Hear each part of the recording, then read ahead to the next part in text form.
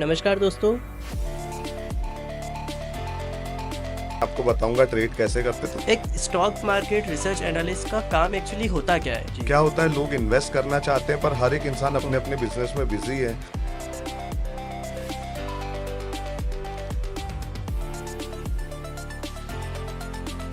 Stock market की journey आपकी start कैसे हुई? मैंने देखा है काफ़ी लोग स्टार्टिंग में ही लॉस कर लेते हैं। सबसे पहले तो आपको अपनी जर्नी शुरू करनी चाहिए सीख के। इन बातों पर कितनी सच्चाई है सर? थोड़ा सा आप तो ये उसकी रियल की लाइफ नहीं है, ये उसकी स्ट्रेटेजी है अपने आप को प्रमोट करने की।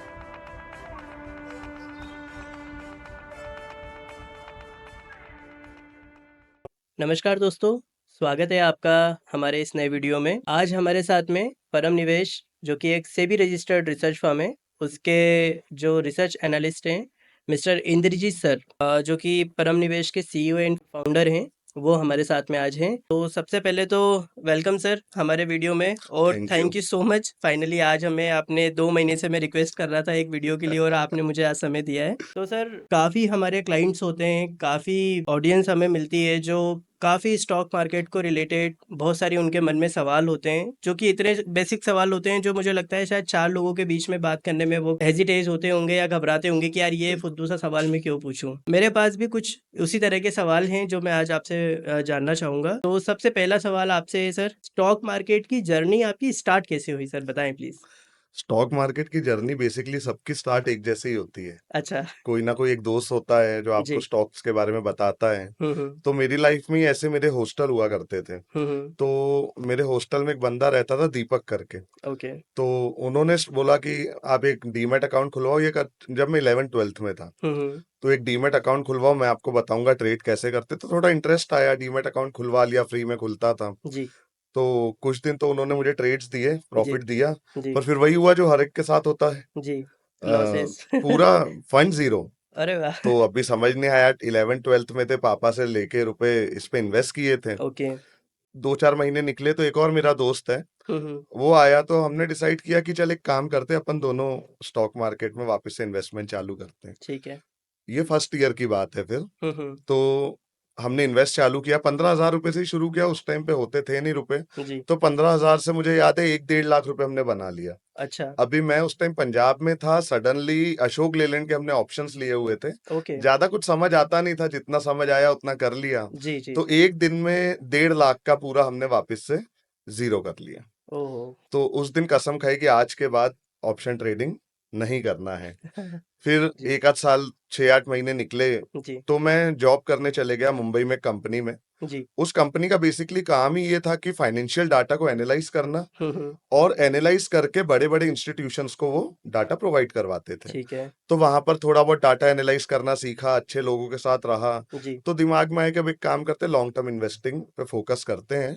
ये चीज अच्छी है और अभी तक लोगों में इसका नॉलेज है नहीं। जी, तो लॉन्ग टर्म इन्वेस्टिंग चालू की। जी। कसम खा ली थी कि ऑप्शंस में घुसेंगे ही नहीं। अच्छा चल रहा था लॉन्ग टर्म इन्वेस्टिंग। हुँ। पापा ने भी कुछ विश्वास करके 8-10 लाख रुपए दे दिए कि चल अब एक काम कर, इन्वेस्टमेंट स्टार्ट कर ले, तुझे यही करना है। तो हुँ। इन्वेस्टिंग चालू की। तो एक दोस्त आया, उतने में उसने बोला कि यार सर, आप ब्रोकरेज क्यों नहीं स्टार्ट कर लेते। उस टाइम इतना नॉलेज था नहीं। जी, तो फिर मैं क्या, ब्रोकरेज थोड़ा समझा उस टाइम बिजनेस को, 2014-15 में अच्छा स्कोप था। जी। समझा, तो मैंने बेसिकली एक ब्रोकरेज का ऑफिस स्टार्ट कर लिया। ओके। अब ऑफिस तो स्टार्ट कर लिया। जी। अब कैश सेगमेंट में बहुत ज्यादा ब्रोकरेज बनती नहीं थी। अच्छा।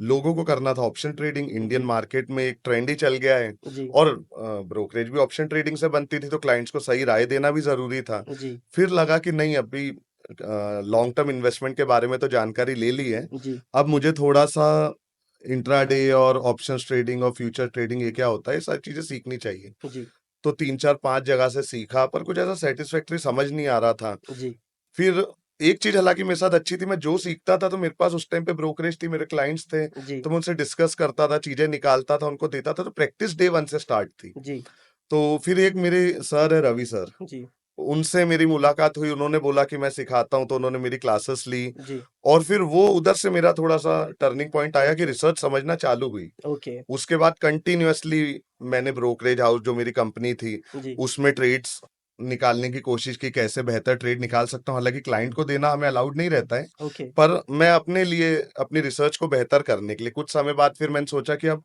आगे की जर्नी शुरू करनी चाहिए। अभी ब्रोकरेज नहीं, अब मुझे रिसर्च में ही जाना है, क्योंकि जी, 2 साल 3 साल जब बीते तो मेरी जी, रिसर्च मैं काफ़ी अच्छी कर चुका था। जी, अपना भी फंड लगा था, पहले जो लॉस थे वो रिकवर कर लिए, रिसर्च अच्छी जा रही थी। जी, तो फिर रिसर्च एनालिस्ट का मैंने एग्ज़ाम क्लियर किया, जी, और पिछले 10-12 साल से मेरी कंटीन्यूअस कोशिश यही है कि मैं रिसर्च को अपनी इतनी बेहतर कर दूं जी, कि मुझे कुछ और सोचना ना पड़े। ओके। तो ये मेरी शुरू से लेके अब तक की जर्नी रही। सर काफ़ी इंटरेस्टिंग जर्नी रही है आपकी। सर काफ़ी लोग जो स्टॉक मार्केट में आना चाहते हैं, मैंने देखा है काफ़ी कि काफ़ी लोग स्टार्टिंग में ही लॉस कर लेते हैं, 4-6 महीने कुछ कुछ करने की कोशिश करते हैं, फिर फाइनली स्टॉक मार्केट को जुआ बोल के या गेमलिंग बोल के गाली बक के बंद कर देते हैं। इस तरह की चीज़ें अभी चल रही हैं मार्केट में और इस तरह का ही एक्सपीरियंस ज़्यादातर रहता है। तो एक सवाल मेरा आपसे ये था, एक स्टॉक मार्केट रिसर्च एनालिस्ट का काम एक्चुअली होता क्या है?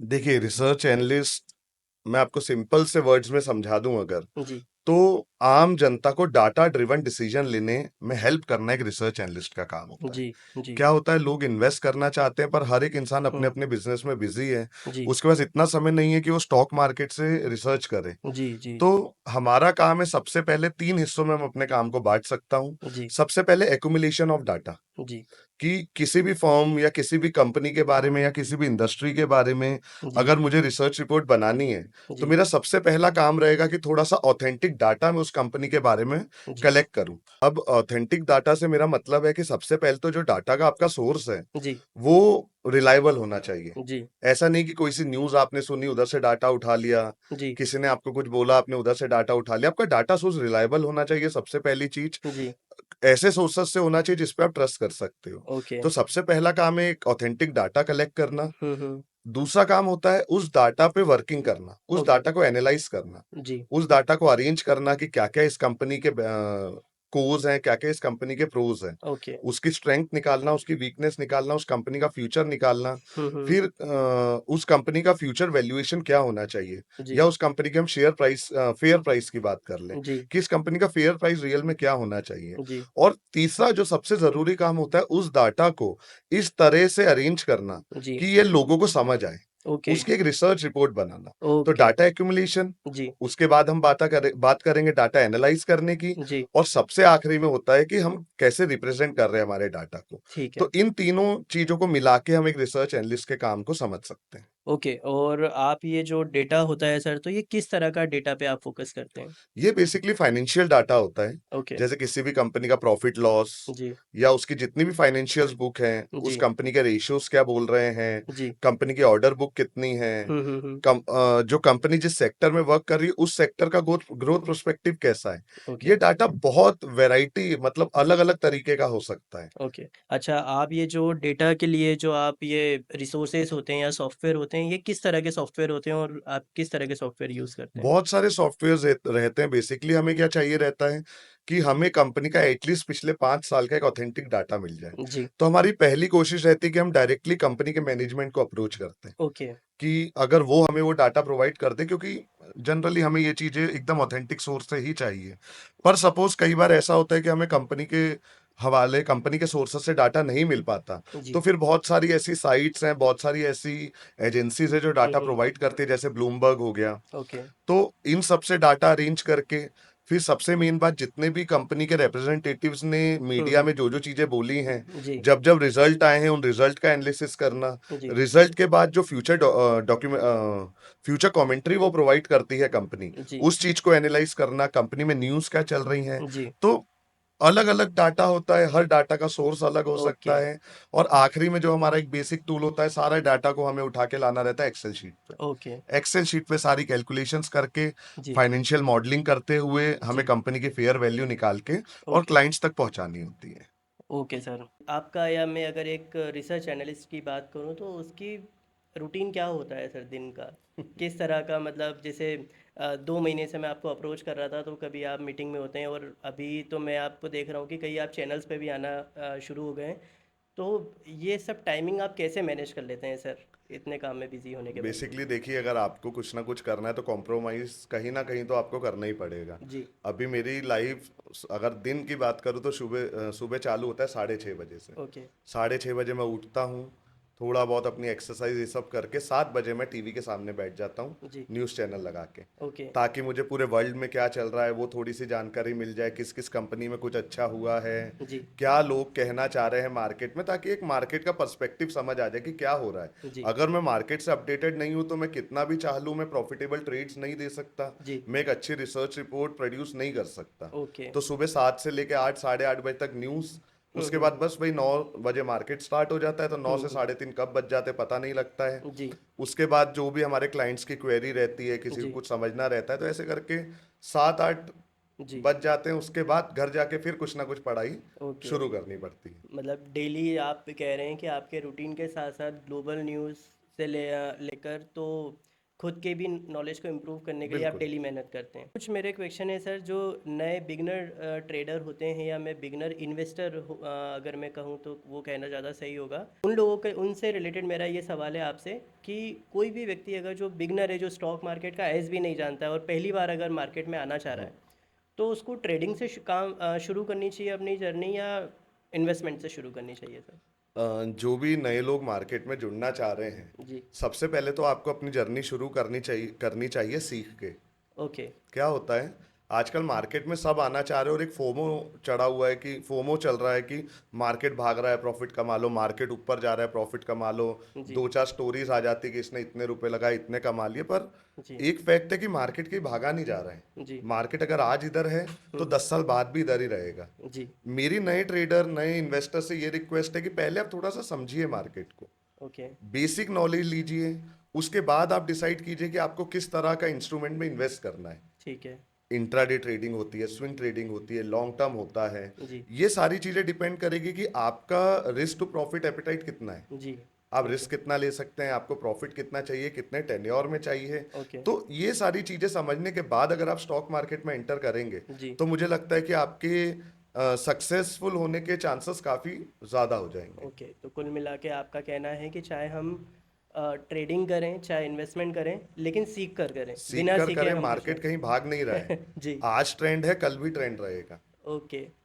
अभी मैं काफ़ी जो बिगनर्स ट्रेडर होते हैं, या बिगनर्स लोग हैं जो स्टॉक मार्केट को देख कर आ रहे हैं, वो इंस्टाग्राम पे या सोशल मीडिया पे बड़ी बड़ी कारें, इन्फ्लुएंसर की बात करूं मैं, या बहुत सारे ऐसे लोग हैं जो काफ़ी इन्फ्लुएंस कर रहे हैं कि आप तो बस एक ट्रेड लगाओ, 20 रुपए का प्रीमियम 220 रुपये हो रहा है। तो इन बातों पर कितनी सच्चाई है सर? थोड़ा सा आप उस पर बताएं मुझे। देखिए, पहली बात तो मैं ये बोलूंगा, जो भी इंसान इंस्टाग्राम, फेसबुक, यूट्यूब पर आ रहा है और वो इवेंचुअली आपको कुछ बेचना चाह रहा है ये सब चीजें दिखा के, जी।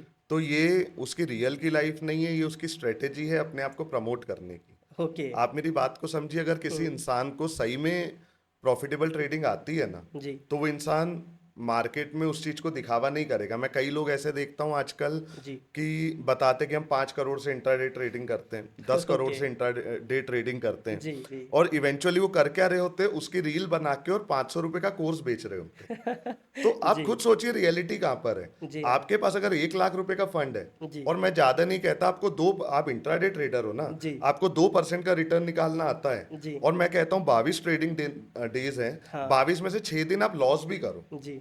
16 दिन तो प्रॉफिट करोगे। आप तो ये बोल रहे हो कि हमारा ये वीडियो देखो या ये सीख लो, आप प्रॉफिट में चले जाओगे। जी। जी। मैं जी। मानता हूँ आप 16 दिन तो प्रॉफिट में रह सकते हो। जी। अगर आप 1 लाख से इन्वेस्टिंग चालू करेंगे तो कंपाउंडिंग की पावर ये होती है कि आपको 2 साल में 1 करोड़ रुपए आपके डीमेट अकाउंट में है। एक ओके। लाख से 2 करोड़, सिर्फ ओके। 2% से।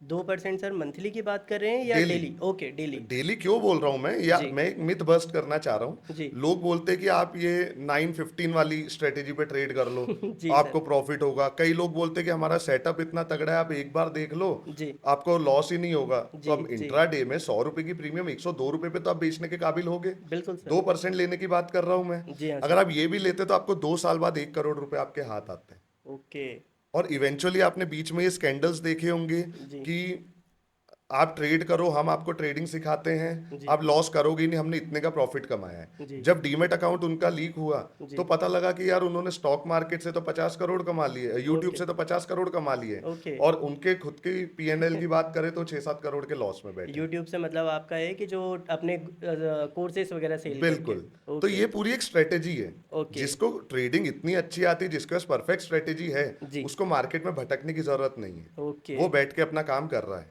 कुछ मेरे स्ट्रेटजी से रिलेटेड कुछ सवाल हैं, वो मैं आपसे पूछना चाहूँगा। सबसे पहले तो सर, किसी भी ट्रेडर को, जो भी व्यक्ति, चाहे वो इन्वेस्टिंग करता है लॉन्ग टर्म में, चाहे वो डेली इंट्राडे ट्रेडिंग करता है, तो कोई एक स्ट्रेटजी क्यों ज़रूरी है? सबसे पहले तो मेरा ये सवाल है आपसे। स्ट्रेटेजी हमेशा रिस्क मैनेजमेंट के लिए जरूरी है। ओके, स्टॉक मार्केट से अगर आपको प्रॉफिट लेना है, देखिए मैं आपको एक चीज क्लियर बता दूं कि कोई भी ट्रेड 100% नहीं होता। जी, हमेशा ट्रेड में क्या होता है कि मेरे कुछ पैरामीटर्स हैं, जी, वो पैरामीटर्स पूरे हो रहे हैं तो मैं ये ट्रेड को बाय करूंगा। ओके, बट हम स्टॉप लॉस क्यों देते हैं? जी, क्योंकि कहीं ना कहीं अनसर्टेनिटी हमेशा स्टॉक मार्केट को लेके चलती है। जी, तो स्ट्रेटेजी आपको इसलिए जरूरी है ताकि सपोज कोई ऐसा मार्केट में फॉल आ जाए या ऐसा राइज आ जाए, या आप जिस डायरेक्शन में मूवमेंट एक्सपेक्ट कर रहे हैं जी, उसके एंटी में मूवमेंट आ जाए, तो जी, आपका कम से कम जो कैपिटल है वो इंटेक्ट रहना चाहिए। ओके, आप मार्केट में जितना ज्यादा सरवाइव करेंगे, हुँ, उतना ज्यादा आप सीखेंगे और उतने ज्यादा आपके प्रॉफिट बनाने के चांसेस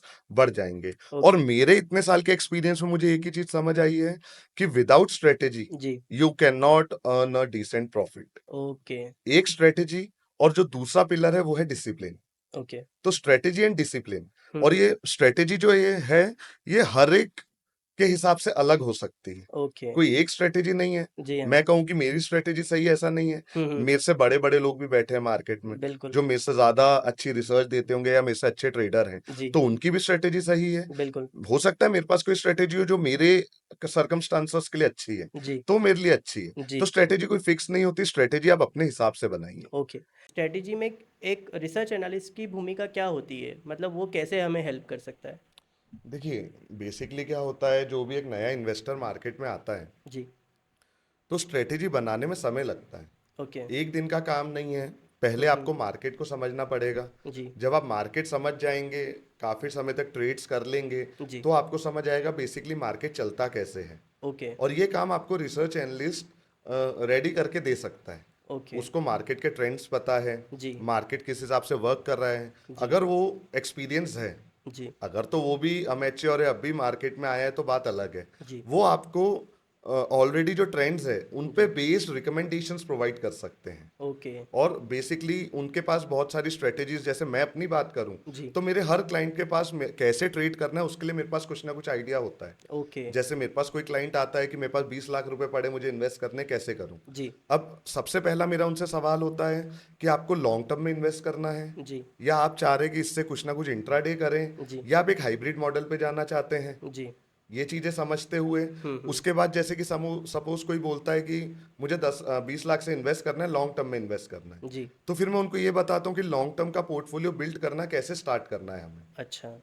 कि आपको क्या एक साथ रुपए लगा देने हैं 20 लाख, बिल्कुल, कि आपको धीरे धीरे लगाने हैं। जी, आपका जो पोर्टफोलियो है वो डाइवर्सिफिकेशन कैसा होना चाहिए, जी, कौन से सेक्टर में कितने रुपए आपको इन्वेस्ट करने चाहिए, जी, कब आपको बुकिंग करनी है, जी, कब आपको एंट्री लेनी है। जी, ये सारी चीजें मुझे लगता है कि अगर आप किसी एक अच्छे रिसर्च एनालिस्ट के साथ जुड़े हैं, जी, तो आपको एक सही गाइडेंस मिल सकता है। ठीक बेसिकली है, रिसर्च एनालिस्ट का काम इंडिविजुअल गाइडेंस नहीं होता है। जी, वो प्रॉपर एक अपनी रिसर्च रिपोर्ट बनाते हैं जिसे पब्लिश करते हैं, जी, और आप उस रिसर्च रिपोर्ट को देखते हुए हुँ, अपने एक्शंस ले सकते हैं। पर ओके, जनरली हमारा क्लाइंट हमसे कम्युनिकेट करता है, जी, और जब भी कम्युनिकेट करता है तो जो हम बेस्ट हेल्प कर पा सकते हैं, जी, और जितना हमारा एक्सपीरियंस है जो उनके काम आ सकता है, जी, हम उस चीज़ को यूटिलाइज करके हमारे क्लाइंट की हेल्प करने की कोशिश हमेशा करते हैं। चलिए ठीक है। एक सवाल आपसे है मेरा, कि आप फंडामेंटल और टेक्निकल एनालिसिस दोनों में से किसे ज़्यादा ज़रूरी मानते हैं? दोनों चीज़ें ज़रूरी है। अच्छा, आप एक चीज़ से काम नहीं कर सकते। एक्चुअल में ऐसे लोग हैं मार्केट में जो बोलते हैं मैं तो टेक्निकल ट्रेडर हूँ, जी, कई बोलते हैं मैं तो फंडामेंटल हूँ, जी, कई बोलते हैं मैं तो सिर्फ ऑप्शन चेन देख के काम करता हूँ। जी, मेरा मानना है कि हमें तीनों चीज़ें आनी चाहिए। ओके, आप किसी कंपनी को स्टॉक रिसर्च कर रहे हैं, जी, आपको स्टॉक अच्छा लगा, you want to buy it. Okay, company आपको दिख रहा है प्रॉफिट में है, जी, but when to buy it?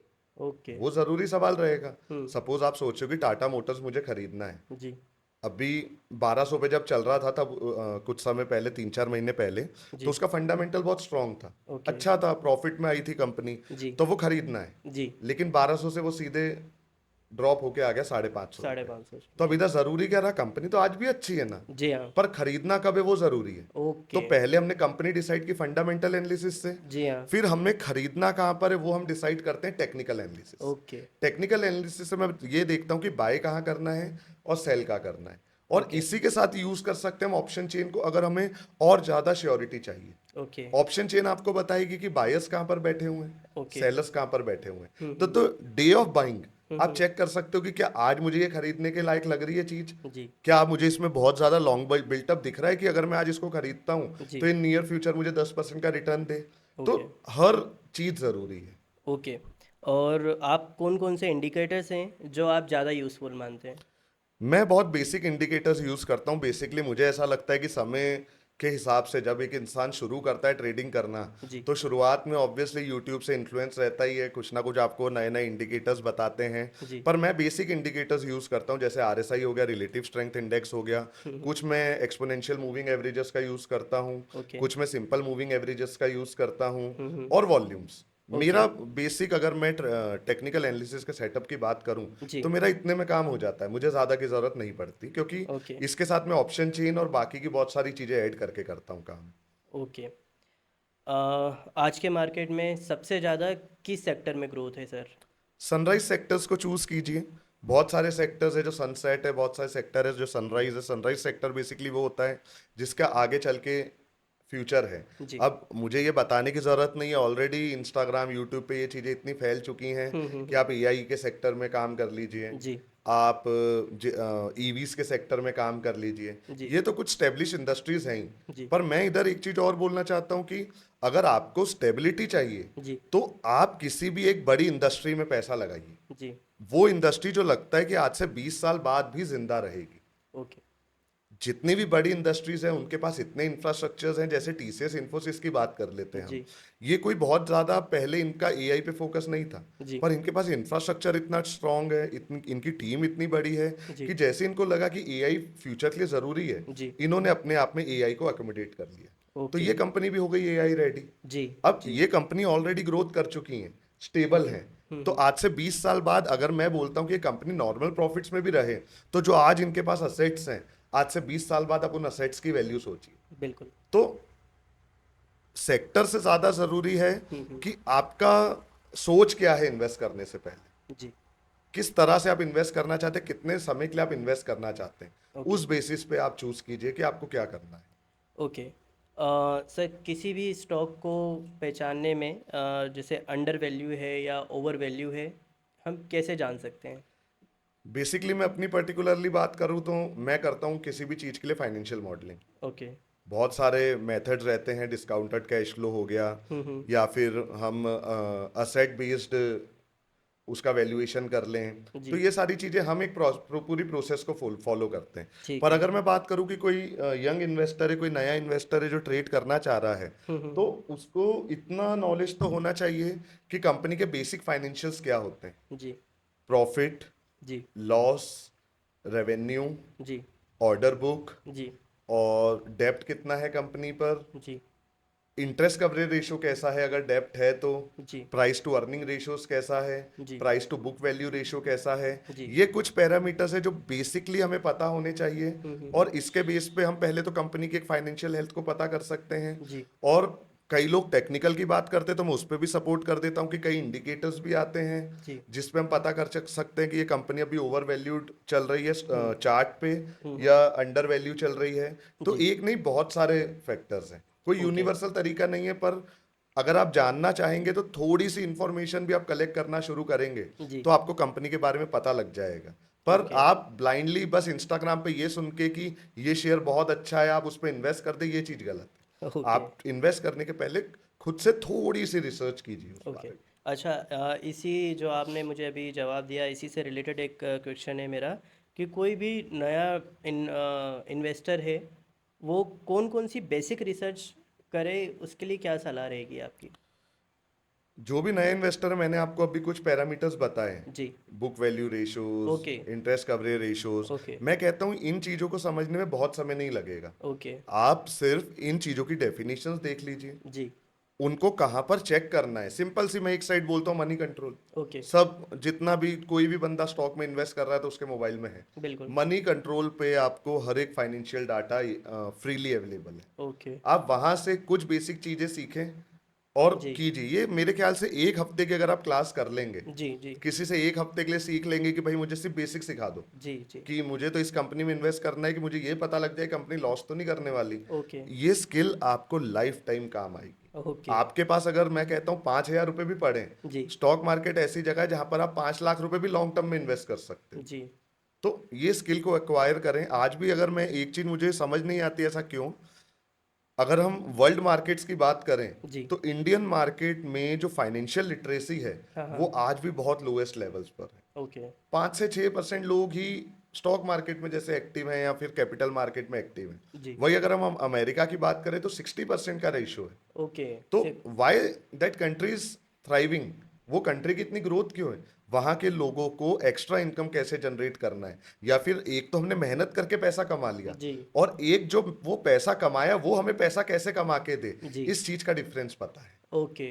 तो इन्वेस्टमेंट करना बहुत जरूरी है फ्यूचर के लिए, और उसके लिए मैं मानता हूं कि आपको बेसिक फाइनेंशियल्स की नॉलेज होनी चाहिए। ओके। और अगर मैं कोई भी अगर रिसर्च रिपोर्ट पढ़ रहा हूँ तो उसमें मुझे कौन कौन से ऐसे की पॉइंट है जिस पे मुझे ज़्यादा ध्यान देना चाहिए किसी देख भी स्टॉक में इन्वेस्टमेंट करने से पहले? देखिए, अगर आपने रिसर्च रिपोर्ट की बात की जी। बेसिकली, तो रिसर्च जी। रिपोर्ट या तो एक इन्वेस्टमेंट एडवाइजर प्रोड्यूस कर रहा है, जी। या फिर एक रिसर्च एनालिस्ट प्रोड्यूस कर रहा है। तो जी। एक अगर अच्छा रिसर्च एनालिस्ट है तो वो 3-4 पेज के अंदर या 2-3 पेज के अंदर ही जी। आपको जितने जरूरी फैक्ट्स हैं जी। वो देने की कोशिश करेगा। ठीक है। इधर दिक्कत क्या आती है कि जब रिसर्च रिपोर्ट पब्लिश होती है ना, जी। कोई इंसान उसको पढ़ना ही नहीं चाहता। ओके। कोई भी रिसर्चर है वो अपनी रिसर्च रिपोर्ट ऐसे बनाएगा कि लोगों को इजीली समझ आए। जी। पर आज की डेट में लोगों को लगता है नहीं यार, ये तो हमारा डोमेन नहीं है। आपका डोमेन नहीं है, इसीलिए वो रिसर्च रिपोर्ट पब्लिश हुई है, जी। कि आपको वो रिसर्च रिपोर्ट समझ आए। जी। आप उसको पढ़िए। जी। आपको समझ नहीं आ रहा कुछ, आप गूगल कीजिए ओके। कि ये एक फैक्ट लिखा है, ये टर्म लिखी है, इसका मतलब क्या होता है। जी। आप गूगल कीजिए, उस रिसर्च रिपोर्ट को पढ़िए,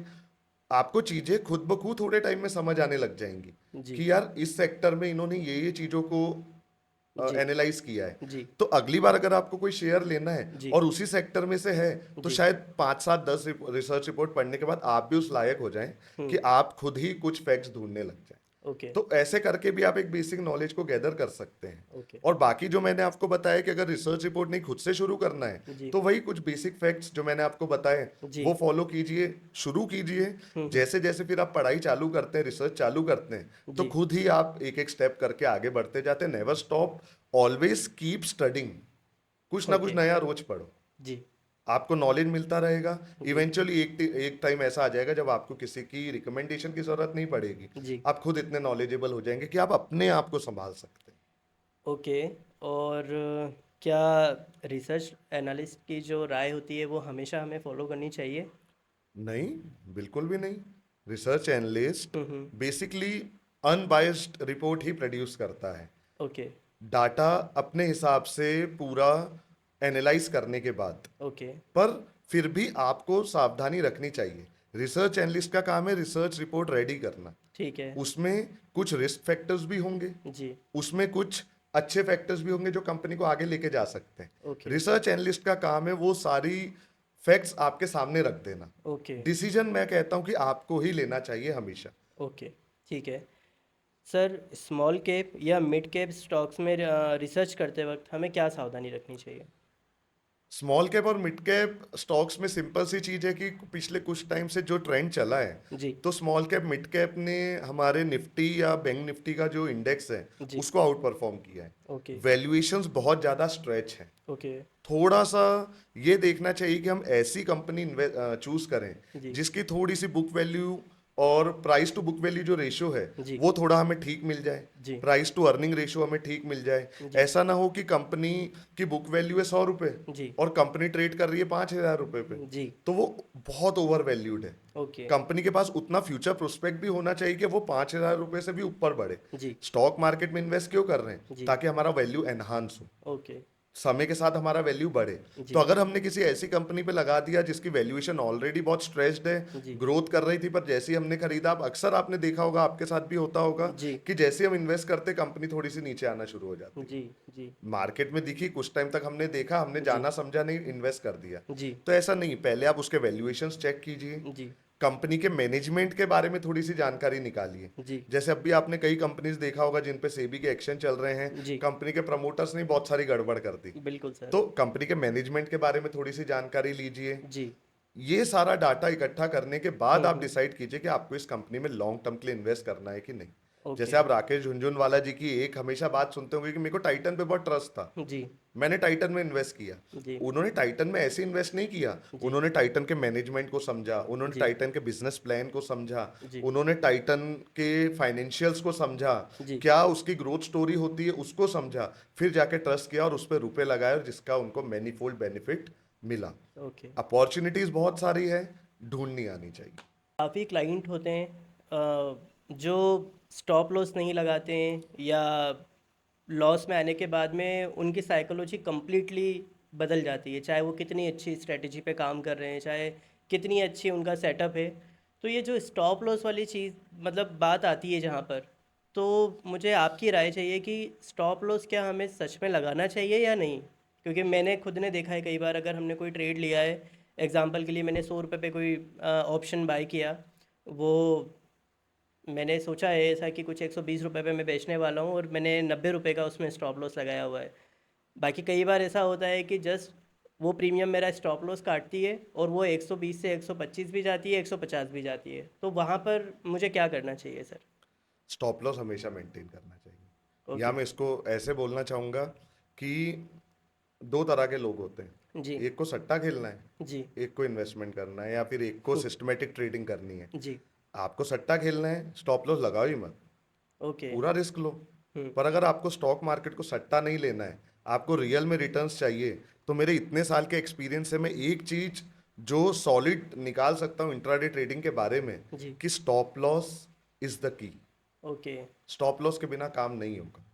स्टॉप लॉस कैसे फाइंड करें सर हम चार्ट पे? क्योंकि जैसे मैक्सिमम टाइम होता है कि कोई भी पर्सन जो भी ट्रेड ले रहा है, वो उसने सपोर्ट लगा लिया, रेसिस्टेंट लगा लिया, सब कुछ लगा लिया, और वो जस्ट स्टॉप लॉस कट करने के बाद में वो वहाँ से पूरा रिवर्सल होता है और ट्रेड कम्प्लीटली बदल जाता है। आपको सही में लगता है कि सिर्फ चार्ट पे देख के और सपोर्ट लाइन और रेजिस्टेंस लाइन बना के आप सपोर्ट निकाल लेंगे? सर। ये हर इंसान देख रहा है। ओके। यूट्यूब ने, कई जो हमारे इन्फ्लुएंसर्स है ऑब्वियसली, जिसपे सेबी ने एक्शंस भी लिए हैं जी। कईयों पे, जी। इन्होंने मार्केट में इतना भ्रम फैला दिया है कि ऐसे तो ये चीज़ निकल ही जाएगी। ओके। आप ट्राई कर लो वो चीज़, जी। आपको अधिकतर फेलियर्स मिलेंगे। जी। आपको एक नहीं, तीन चार चीज़ों को मिला के स्टॉप लॉस डिसाइड करना पड़ता है। ओके। और सबसे पहले स्टॉप लॉस निकलता है, हाँ। स्टॉप लॉस के बाद टारगेट निकलता है कि इस स्टॉप लॉस के हिसाब से हमारा टारगेट कितना होना चाहिए। तो ओके। सबसे ज़रूरी चीज़ स्टॉप लॉस ही है। ठीक है। और सर, आप जब ट्रेड लेते हैं तो आप क्या क्या देखते हैं स्टॉप लॉस में? देखिए, बेसिकली मैं जो ट्रेड लेता हूँ, जनरली मैं बोलूँगा कि मैं पूरी तरह से कभी भी चार्ट पे निर्भर नहीं होता हूँ। प्राइस एक्शन बहुत ज़्यादा मायने रखता है मेरे लिए। हम्म। तो मेरी रिसर्च चालू होती है ऑप्शन चेन को देखते हुए। ठीक है। मुझे कोई स्टॉक ऐसा दिख रहा है या फिर इंडेक्स ऐसा दिख रहा है कि इस डायरेक्शन में जा रहा है। अभी सपोज एक सपोर्ट या रेजिस्टेंस पर आ गया, सपोज मैं मानता हूँ कि एक रेजिस्टेंस पर आ गया, जी। मेरी रिसर्च चालू होती है ऑप्शन चेन से कि अभी ये रेजिस्टेंस है, ये रेजिस्टेंस को ब्रेक करेगा कि रेजिस्टेंस से रिवर्सल लेगा। ये ओके। मुझे कैसे पता लगेगा? कि उस पॉइंट पर कितने बायर्स बैठे हुए हैं और कितने सेलर्स बैठे हुए हैं। ओके। मैं ये चीज निकालता हूँ ऑप्शन चेन से। जैसे ही मुझे श्योर हो गया कि नहीं यार, अभी तो इधर और बायर्स हैं जी। और ऊपर जाने की कैपेसिटी है इसके पास, जी। फिर मैं चार्ट पे आता हूँ कि ओके। ठीक है, अब मैं इधर से ब्रेकआउट ट्रेड अपना प्लान करूंगा। ब्रेकआउट ट्रेड प्लान करूंगा तो मैं पहले वो पोजीशन ढूंढूंगा कि अगर ये कैंडल वापस इधर तक आ गई जी। तो इसका मतलब है कि मेरी रिसर्च गलत हो गई। ओके। उसके बाद मुझे इस रिसर्च में नहीं रहना है। वो स्टॉप लॉस डिसाइड हो गया। उसके बाद मैं डिसाइड करता हूं कि मेरा इस ट्रेड में रिस्क है जी। 1 रुपए का, जी। तो अब मुझे प्रॉफिट कितना लेना है जी। उसके हिसाब से, और फिर कितना मुझे ऑप्शन चेन में डाटा दिख रहा है, जी। ये सारी चीजों को क्यूमुलेट करके जी। मैं एक ट्रेड डिसाइड करता हूँ। सर एक सवाल मेरा ये है, अगर जो आज की डेट में अगर मैं बात करूँ तो काफ़ी आईटी प्रोफेशनल है या फिर जो बंदा जॉब कर रहा है, जनरली इंस्टाग्राम तो हर व्यक्ति चला रहा है, सोशल मीडिया सभी स्क्रॉल कर रहे हैं, रील्स स्क्रॉल कर रहे हैं, वो भी आना चाहते हैं मार्केट में, काम करना चाहते हैं, लेकिन उन्हें सही गाइडेंस नहीं मिल पाता है, सही राय नहीं मिल पाती है।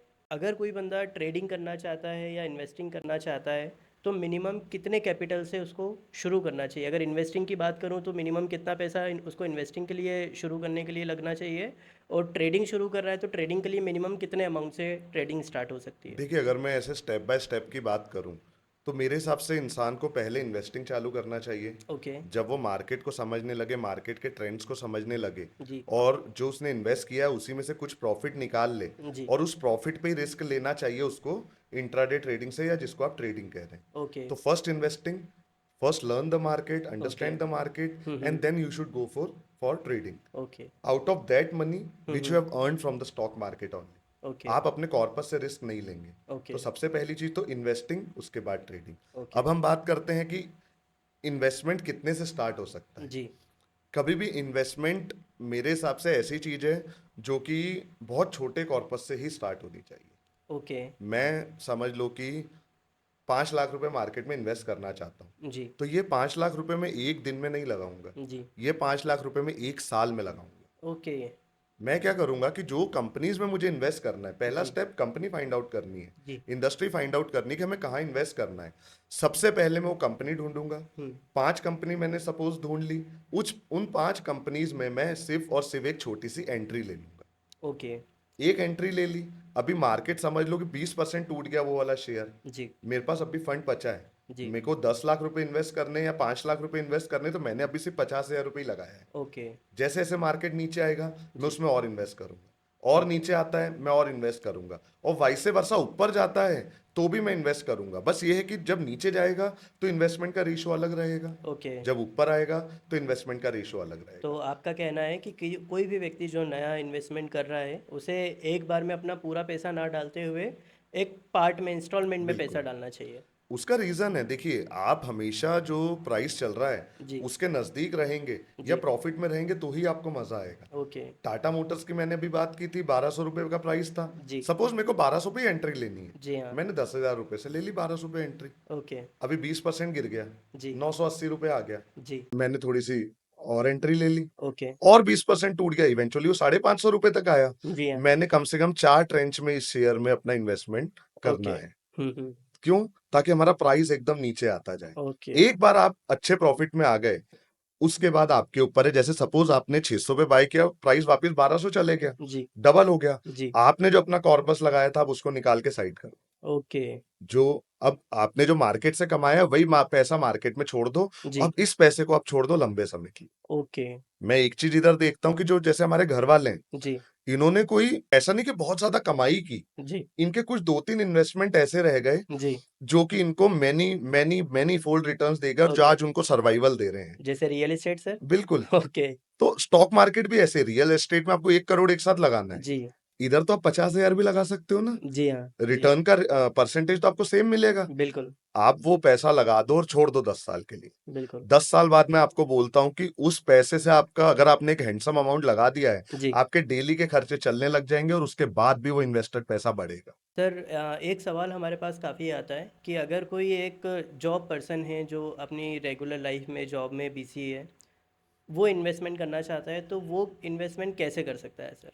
देखिए, अगर आप ऑलरेडी एक सैलरीड पर्सन हैं तो आपके पास डेली के खर्चों के लिए पैसा आ रहा है। जी। अब आपके पास जो मुझे लगता है प्रॉब्लम होनी चाहिए कि मैं लॉन्ग टर्म इन्वेस्ट कैसे करूं, जी। मैं फ्यूचर के लिए इन्वेस्ट कैसे करूं। ओके। तो इसके लिए मेरे पास सिर्फ 2-3 ही चीजें हैं, हम्म। गोल्ड, सिल्वर, जी। स्टॉक्स हाँ। और रियल एस्टेट। ओके। अब ये भी मैं कहता हूं कि स्टेप बाय स्टेप चलना चाहिए। जी। अभी इंडिया में एक गलती है, मैं देखता हूँ कई लोग करते हैं, कई लोग बहुत अच्छे भी हैं, बेहतर, जिनका जी। फाइनेंशियल प्लानिंग बहुत अच्छी है, पर एक गलती मैं देखता हूँ, वो सोचते हैं कि 50 लाख रुपए होंगे तभी हम प्लाट खरीदेंगे। जी।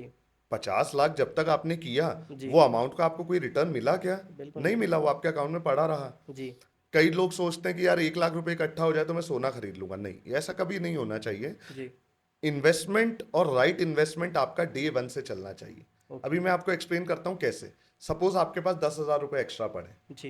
ये तो रह सकते हैं ना। आप ऐसे ही लोगों की बात कर रहे हैं जिनके जी पास एटलीस्ट 10,000 रुपए तो है बिल्कुल मिनिमम सही। साइड। जी आप 10,000 रुपए से सिल्वर बाय कर लीजिए, ओके। ठीक है।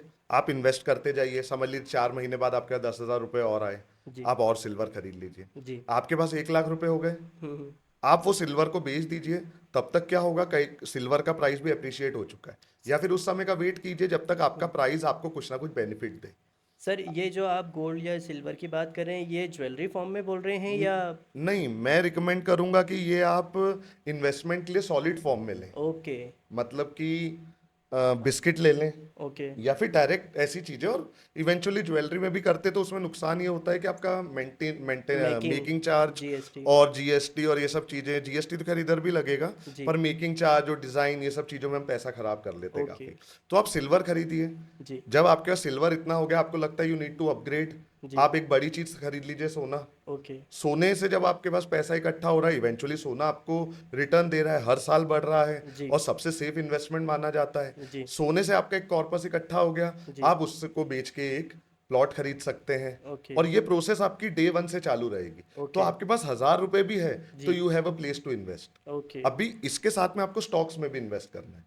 समझ ठीक है। लीजिए आपके पास सिल्वर हो गया, गोल्ड हो गया, रियल एस्टेट खरीद लिया। ओके। नाउ मेरे पास चौथी चीज ऐसी दिखेगी कि जो मैंने अभी थोड़ी देर पहले बात की कि आप 5 कंपनी चूज करो जी और उनमें धीरे धीरे पैसा लगाते जाओ। और एक कसम खा लो कि 10 साल तक हमें ये पैसा निकालना नहीं है। ओके अब 10 साल बाद उसका फायदा तो देखिए कितना होगा। तो ओके। सिस्टमेटिक इन्वेस्टमेंट कीजिए, हम्म। स्टॉक्स या फिर इक्विटी, सिल्वर, गोल्ड और रियल एस्टेट। ओके। बिल्कुल। सर जैसा आपने बताया कि 5 कंपनी चूज़ कर लें, तो सर वो 5 कंपनी कैसे चूज़ करें हम? वो मतलब लॉन्ग, मतलब मिड कैप के सेगमेंट से होनी चाहिए या पर्टिकुलर किसी एक किसी आप जिस टाइम पीरियड के लिए इन्वेस्ट कर रहे हैं ना, जी तो इधर आपको सिर्फ इतना चाहिए कि एक ऐसी कंपनी में चूज कर लूं जो 20 साल बाद भी जिंदा है, ओके। जो 20 साल बाद भी प्रॉफिट निकालने वाली है। आपसे मैं एक सिंपल सा सवाल पूछता हूँ, जी रिलायंस इंडस्ट्रीज है। जी। रिलायंस इंडस्ट्रीज आपको क्या लगता है फ्यूचर में और बड़ी होगी कि छोटी होगी? बड़ी होगी सर। तो बस जो आपको मार्केट में दिख रहा है, आप वो कंपनी चूज करो। ओके। जो आपको फैलती हुई दिख रही है, जो एक्सपांड करती दिख रही है, जिसका आपको मैनेजमेंट स्ट्रांग दिख रहा है, जी आप ऐसी कोई सी भी 5 कंपनी चूज कर लो। ओके। उन 5 कंपनी पे आपके पास कई शेयर ऐसे भी होंगे जो, रिलायंस के शेयर की बात करूं तो अंडर 1500 है। जी आपके पास 1500 रुपये, आप एक शेयर खरीद के रख दो। ओके आपको उस शेयर पे भी अगर परसेंटेज के फॉर्म में बात करूं तो 10 साल बाद उतना ही रिटर्न मिलेगा जो आपको 1.5 लाख रुपए के शेयर खरीदे को तो मिलेगा। तो ओके। जितना अमाउंट है आप इन्वेस्ट कीजिए, कंपनीज चूज करना।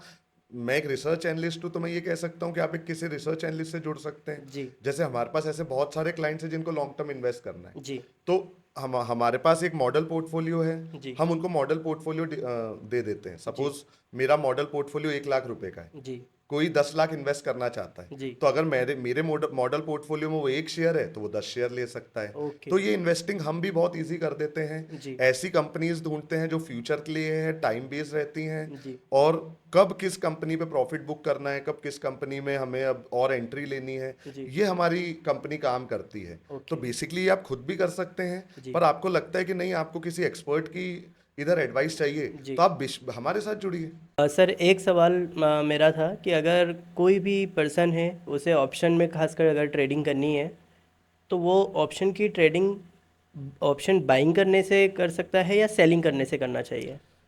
देखिए, मैं रिकमेंड करूंगा ऑप्शन सेलिंग। मैं पर्सनली, हम्म। ऑप्शन बाइंग भी अच्छा है, कोई डाउट नहीं है, पर ऑप्शन बाइंग के लिए आपके पास उतना एक्सपीरियंस होना चाहिए, क्योंकि option buying Swift entry Swift exit, okay momentum के बीच में बैठना है, एंट्री लेनी है और सही समय पे एग्जिट ले लेना है। ओके। पर ये सीखने में सालों लगते हैं। ठीक है। तब तक के लिए ऑप्शन सेलिंग, वो भी हेजिंग के साथ। हम्म। देखिए, ऑप्शन बाइंग में एक चीज बहुत अच्छी है कि लिमिटेड लॉस। रिस्क है और अनलिमिटेड प्रॉफिट के चांसेस है। ठीक है। ऑप्शन सेलिंग में उल्टा है, ओके। प्रॉफिट के चांसेस कम है हम्म। पर रिस्क अनलिमिटेड है। ओके। पर आप हेजिंग के साथ करते तो उस चीज को सबसे पहली चीज तो कंट्रोल कर लेंगे। जी ऑप्शन सेलिंग आपको सपोर्ट करता है मार्केट में ज्यादा टाइम रहने के लिए। ओके।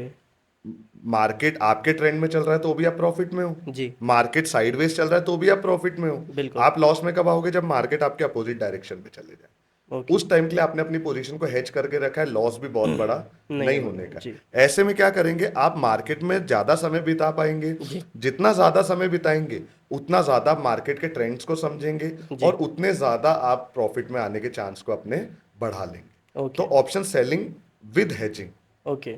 एक समय बाद जब सही दिन रहे, हुँ। और इधर भी मैं, मेरे अब जो जिस एक्सपीरियंस पे मैं आ चुका हूं, मैं बोलूंगा कि देर आर डेज, जी। दिन होते हैं। कोई सा दिन ऑप्शन बायर का है जी। तो कोई सा दिन ऑप्शन सेलर का है। अगर आप सिर्फ ऑप्शन बायर हो तो जी। आपको पता होना चाहिए कि मुझे किस दिन ट्रेड करना है। आप ओके। सिर्फ ऑप्शन सेलर हो तो आपको पता होना चाहिए मुझे किस दिन ट्रेड करना सर है। ये हम कैसे जान सकते हैं कि आज बाइंग का दिन है या सेलिंग का दिन है? जनरली मार्केट तो सर अनप्रडिक्टेबल है। मार्केट में जनरली पहले हम चाहे कितनी बातें कर लें, लेकिन चार्ट बनने के बाद में हमें पता चलता है कि आज ऑप्शन बाइंग वाला दिन था या ट्रेंडिंग मार्केट है, क्या है। लाइव जी मार्केट में हम कैसे इसको पहचान देखिए, सकते हैं? समझ आता है मार्केट किस तरह से मूवमेंट दे रहा है, जी। मार्केट में वॉल्यूम्स कैसे आ रहे हैं। जी। अगर मार्केट में अच्छा मूवमेंट है, वॉलेटाइल मूवमेंट है, तो जी। ऑब्वियसली आपको ऑप्शन बाइंग की तरफ जाना चाहिए। पर ओके। मार्केट में मूवमेंट नहीं है, स्लो मार्केट है, मार्केट साइडवेज चल रहा है, जी। और आपको लग रहा है कि मार्केट साइडवेज हो सकता है या ऊपर जा सकता है, जी। तो आप क्या करेंगे, ऑप्शन सेलिंग। क्यों? ओके। क्योंकि आपको लग रहा है मार्केट साइडवेज भी हो सकता है जी। या फिर ऊपर जा सकता है। जी। आपको एक गट फीलिंग आ रही है कि मार्केट ऊपर ही जाएगा चाहे जो हो जाए, जी। तो उसमें आप ऑप्शन बाइंग कर सकते हैं। ओके। और या फिर सेलिंग में भी इसमें एक अलग स्ट्रेटेजी लगा सकते हैं। ओके। तो इस तरीके से आपको मैनिपुलेट करना चाहिए चीजों को। और सबसे अच्छी बात मैं बोलूंगा कि आपको दोनों चीजें आनी चाहिए। ओके। आज की डेट में अगर कोई भी सक्सेसफुल ट्रेडर है तो जी। ना वो ऑप्शन बायर है ना वो ऑप्शन सेलर है, ओके। वो दोनों है। उसको पता है कि आज कौन सा मार्केट चल रहा है, ओके। प्रीमियम डिके हो रही है, मैं सेल करके बैठ जाता हूँ। ओके। उसको पता है कि नहीं यार, आज तो मार्केट जोरदार मूवमेंट में है, जी। मुझे डायरेक्शन सही पकड़ लिया तो प्रॉफिट निकल आएगा, ओके। ऑप्शन बाइंग करनी चाहिए। तो दोनों चीजें आएंगी तो ही आपके ऑप्शंस में सक्सेस के चांसेस बढ़ेंगे, और इसके लिए समय देना पड़ेगा। ओके सर, एक आपने वर्ड मुझे कहा, जैसे जो लोग ट्रेडिंग करते हैं उन्हें तो ये चीज़ समझ आती है कि ये हैज क्या होता है। तो इसको अगर मैं सिंपल भाषा में, जो हमारे पहली बार जो ऐसे लोग हैं जो स्टॉक मार्केट को ज़्यादा नहीं जानते, तो ये हैजिंग क्या होती है, इसके बारे में प्लीज़ आप बताएं थोड़ा। हेजिंग आप ऐसे समझ लीजिए कि आपकी लाइफ का इंश्योरेंस है। अच्छा। आप कार खरीदते हो, जी। आपकी कार कहीं पे ठुक गई जी। तो आपके 20 लाख रुपए की कार एक दिन में जीरो हो जाएगी। जी। अब इसके लिए आप क्या करते हो, कार ठुके या ना ठुके हर महीने जेब से 20,000 रुपए कंपनी को देते हो जी। कि किसी दिन मेरी कार ठुक गई जी। तो मुझे इतने रुपए वापस कर देना। तो ओके। ऐसे ही इंश्योरेंस हम खरीदते हैं ऑप्शंस में। ओके। आपने, आपको लग रहा है मार्केट ऊपर जाएगा, जी। आपने कॉल बाय कर लिया, पर इस चीज से बचने के लिए कि यार मार्केट नीचे भी आ सकता है, जी। आप एक छोटा सा पुट भी बाय कर सकते हो, ओके। ताकि जैसे जैसे कॉल की प्रीमियम बढ़ेगी, कॉल की प्रीमियम घटेगी, जी। पुट की प्रीमियम बढ़ने लग जाएगी। तो ये ओके। आपका इंश्योरेंस हो गया। ये ओके। आपका प्रॉफिट भी मिनिमाइज करेगा, जी। ये आपका लॉस भी मिनिमाइज करेगा। ओके। पर ऑप्शंस मार्केट में सबसे जरूरी चीज होती है कि आपका लॉस मिनिमाइज हो जाए। जी। अगर आपने लॉस को कंट्रोल कर लिया, जी। आप प्रॉफिट में किसी भी दिन आ जाएंगे। तो ओके। बेसिकली इंश्योरेंस होता है हर एक आपकी ट्रेड का। ओके। सर एक सवाल मेरा था, अगर मेरे पास आज की डेट में 1 लाख रुपए हैं, तो मुझे क्या करना चाहिए? उसे इन्वेस्ट करना चाहिए, ट्रेडिंग करना चाहिए, और अगर इन्वेस्ट करना चाहिए तो कैसे इन्वेस्ट करना चाहिए, इस पे आपकी राय दें। 1 लाख रुपए बेसिकली, अगर आप 10 साल का पर्सपेक्टिव रखें तो मैं आपको ऑलरेडी एक आइडिया दे चुका हूँ। पर अगर आप चाह रहे कि 1 लाख रुपए से मुझे कुछ ना कुछ मंथ का मिलता रहे या फिर मैं जी। इसको हर महीने घुमाता रहूं, तो जी। आप स्विंग ट्रेडिंग की तरफ जा सकते हैं, जो कि एक सेफर ऑप्शन है। जी। स्विंग ट्रेडिंग वो शेयर्स हैं जो कि within 2 weeks, within a month जी। एक रिटर्न हमें अच्छा दे सकते हैं, जो कि 2% से लेकर 10% तक भी हो सकता है। जी। वो आपकी रिसर्च पर है, और इवेंचुअली माइनस भी हो सकता है। जी। किसी जी। चीज की श्योरिटी नहीं रहती है, पर आपकी जी। रिसर्च कैसी वो मायने रखेगा। जी। तो आप स्विंग ट्रेडिंग कर सकते हैं। और जो मैं पर्सनली रिकमेंड करता हूँ इस जगह पे, जी। कि आप 1 लाख रुपए के स्टॉक खरीदिए। जी। ऐसे स्टॉक खरीदिए जो लॉन्ग टर्म, ओके। जिनकी वैल्यू बढ़नी है। ओके। उन स्टॉक्स को आप कर दीजिए प्लेज अपने ओके। ब्रोकर के पास। ओके। पर कब कीजिए, पहले 1 लाख के फंड को 1,20,000, 1,30,000 कीजिए। जी। मार्केट से आपने प्रॉफिट निकाल लिया, जी। आप ये शेयर्स को प्लेज कर दीजिए, जी। और आप सीखिए तब तक option selling. Okay. Single lot से ऑप्शन सेलिंग कीजिए। ओके। लॉट बढ़ाने, क्योंकि 1 लाख से सिंगल लॉट से ही होगी, वो भी हेजिंग के साथ। जी। तो सिंगल लॉट से क्या होगा, आपका रिस्क, प्रॉफिट और लॉस हमेशा मैनेज रहेगा। ओके। लॉस भी होगा तो सिंगल लॉट पे, प्रॉफिट भी होगा तो सिंगल लॉट पे। ओके। धीरे धीरे आपको सेलिंग का मार्केट भी समझ आने लगेगा। आपका जो 1 लाख का स्टॉक्स बाय है वो आपको लॉन्ग टर्म में रिटर्न दे रहे हैं। जी हाँ। धीरे धीरे करके आप ऑप्शन सेलिंग से थोड़ा थोड़ा प्रॉफिट बनाना सीख लीजिए। जी। कितना प्रॉफिट कि महीने का 3% 4% निकाल लो। रो ओके। ट्रेड मत कीजिए। जिस दिन मार्केट सही लग रहा है उस दिन कीजिए, महीने का 3-4% निकालिए। जी। तो आप एक ही फंड से 2 जगह पे रिटर्न ले सकते हैं। ओके। बिल्कुल। सर एक सवाल था मेरा कि काफ़ी जो नए लोग हैं जो फुल टाइम में 3 महीना हो गया या 6 महीने से जो स्टॉक मार्केट को देख रहे हैं, वीडियोस देख रहे हैं, सीख रहे हैं, तो क्या स्टॉक मार्केट में एक फुल टाइम करियर की तरह इसको किया जा सकता है? बिल्कुल, बहुत ज़्यादा अपॉर्चुनिटीज़ इस मार्केट में। जैसे मैंने जी। आपको बताया कि आज भी इंडियन मार्केट में फाइनेंशियल लिटरेसी, या फिर मैं कहूँ कि स्टॉक मार्केट में जितने लोग हैं 6-5-6% है, जी। जो कि अमेरिकन मार्केट में 60% तक हैं। जी। तो आप देखिए ग्रोथ पोटेंशियल कितना है। ओके। अब जब इतना ग्रोथ पोटेंशियल होगा जी। तो उस चीज़ के एक्सपर्टाइज की भी उतनी ही ज़्यादा ज़रूरत पड़ेगी। जी। आज की डेट में अगर मैं बात करूँ तो कंट्री में टोटल 1500-1600 रिसर्च एनालिस्ट हैं। जी। और आप खुद बताइए इन्वेस्टर्स कितने ज़्यादा हैं। तो जी। क्या इन्वेस्टर के हिसाब से रिसर्च एनालिस्ट का रेशो सही है? जी। नहीं है। तो स्कोप बहुत ज़्यादा है। जी। पर सबसे पहली चीज़ मैं इधर बोलूंगा कि पहले मार्केट को समझिए, जी। एनालाइज करना सीखिए। जी। अगर आप में वो स्किल होगी कि जी। आपके प्रिडिक्शन सही जाते हैं, जी। आपको मार्केट में रिसर्च करनी आती है, जी। तो ही आप मार्केट में एंट्री लीजिए। जी। आज की डेट में मैं अधिकतर लोगों को देखता हूं कि इस मार्केट में कमाई बहुत है। जी। कमाई तब है जब आपको रिसर्च आती है। ओके। तो मेक योर रिसर्च स्ट्रांग। अगर जी। आपकी रिसर्च स्ट्रांग है तो जी। श्योरली इस फील्ड में आपका करियर बहुत अच्छा बन सकता है। ओके। आज की से आपसे जो बातचीत हुई है इंद्रजीत सर, काफ़ी अच्छी बातचीत रही। मुझे लगता है कि जो हमारे वीडियोस को देखने वाले व्यूअर्स हैं उन लोगों को भी आपकी बातों से कुछ अच्छा नॉलेज मिला होगा। सर आखिरी में जाते जाते कुछ इंट्राडे ट्रेडर्स के लिए कुछ टिप्स अगर आप देना चाहें तो प्लीज़ बताएं आप। 3 टिप देना चाहूंगा। जी। सबसे पहला डिसिप्लिन, ओके। सेकंड नंबर पे साइकोलॉजी, ओके। तीसरे नंबर पे स्टॉप लॉस। ओके। सबसे पहले डिसिप्लिन। जी। डिसिप्लिन होना चाहिए कि जब आपका सेटअप बन रहा है तभी आप ट्रेड लें, जी। अदरवाइज ट्रेड नहीं लें। ओके। उसी के साथ साथ साइकोलॉजी। हम्म। अगर आप लॉस में रुकने की क्षमता रखते हो जी। तो आपको प्रॉफिट में भी रुकने की क्षमता चाहिए। ओके। तीसरी चीज स्टॉप लॉस। स्टॉप लॉस का मतलब स्टॉप लॉस होता है ओके। जो ट्रेड लेने के पहले डिसाइड होता है। ओके। ट्रेड के चलते में आप उसको वेरी मत कीजिए, शिफ्ट मत कीजिए। ओके। जहां स्टॉप लॉस है वहां स्टॉप लॉस लीजिए। सो ठीक है। Discipline, psychology and always taking the stop loss. Thank you so much sir. आज आप वीडियो पर आए और काफ़ी अच्छा नॉलेज आपने अपना शेयर किया, और मुझे लगता है कि जितने भी हमारे इस वीडियो को देखने वाले व्यूअर्स हैं सभी लोगों को कुछ ना कुछ सीखने को मिला होगा। अगर आप इस तरह के वीडियो को और पसंद करते हैं तो एक लाइक ज़रूर करिएगा, और भी इस तरह के वीडियोस को देखने के लिए हमें सब्सक्राइब करें, हमारे इंस्टाग्राम पेज को फॉलो करें और हमसे जुड़े रहें। धन्यवाद।